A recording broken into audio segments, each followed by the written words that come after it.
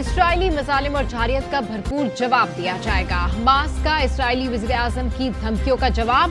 فلسطینی مجاہدین نے آپریشن طوفان الاقصی کی تیسری اٹیک لائن کا آغاز کر دیا۔ رات گئے اسرائیل کے دارالحکومت تل ابیب پر 150 راکٹ داغے گئے۔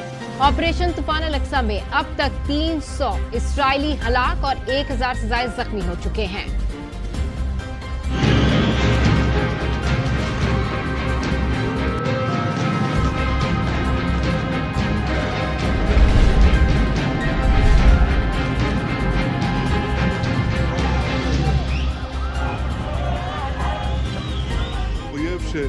اسرائیلی وزیر اعظم کی دھمکیاں مسترد۔ اسرائیلی مظالم اور جارحیت کا بھرپور جواب دیا جائے گا۔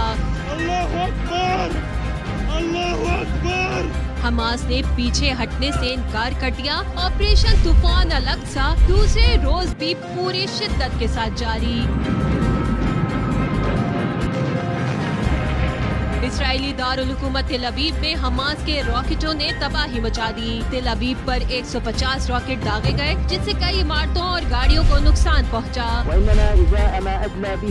حماس کا کہنا ہے طوفان اقصی کی تیسری اٹیک لائن شروع ہو چکی ہے۔ ہمارے پاس جتنے قیدی ہیں وہ نتن یاہو کے تصور سے کئی گنا زیادہ ہیں۔ ہم نے غزہ کے ہر کونے میں قیدیوں کو رکھا ہے۔ اگر غزہ کے لوگوں کو کچھ ہوا تو ان کے ساتھ بھی وہی کچھ ہوگا۔ اسرائیل ہر قدم پر محتاط رہے۔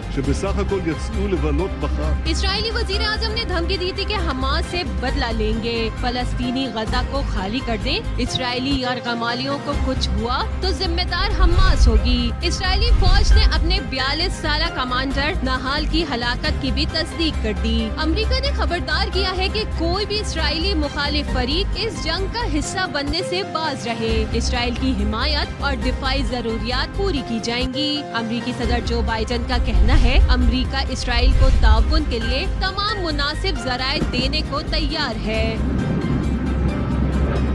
حماس کا اسرائیل مظالم کے خلاف طوفان الاقصی آپریشن دوسرے روز میں داخل ہو گیا ہے،